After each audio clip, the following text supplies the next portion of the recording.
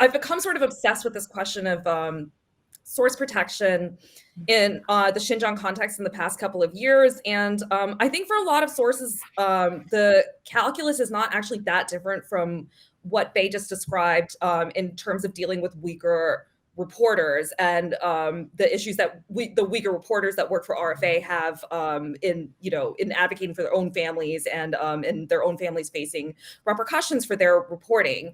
I think the Xinjiang issue is really tricky. Like we published a series over the past like 2 years, basically, that relied pretty heavily on the accounts of several dozen people who were former detainees and some prisoners as well in Xinjiang, and most of these people had emigrated legally and have like a legal status in the country that they now reside in. And then a lot of them were in Kazakhstan and were ethnic Kazakhs as well.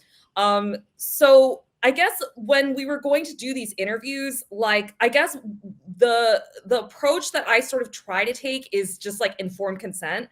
So like for a lot of these people, like some people are not literate. They may not have a high school degree. I think almost all of them speak almost no English. So in that context, it's really hard to explain what it means when your name and photo shows up in a publication like BuzzFeed, which has really good SEO and like will be at the top of Google results forever, right? And like I think that stuff, like we have a duty of care to explain that and make sure that it's really understood and to make it known that something can happen to your family and that we can't do anything. Like I can't help them if something like that were to come to pass, and they have to make a decision having all of that information, knowing all of the risks and like how bad the situation could get. So like crazily enough, I mean, there are people that are still willing to speak to the media even in those circumstances, because, and I genuinely believe for a lot of them it is because they realize if they don't do it, then nobody else is going to step up and do it. And readers just won't have the knowledge. I mean, I'm not going to say that every single person who has spoken to the media about the camps in Xinjiang has that motivation. People have other motivations as well, just like in any other kind of reporting.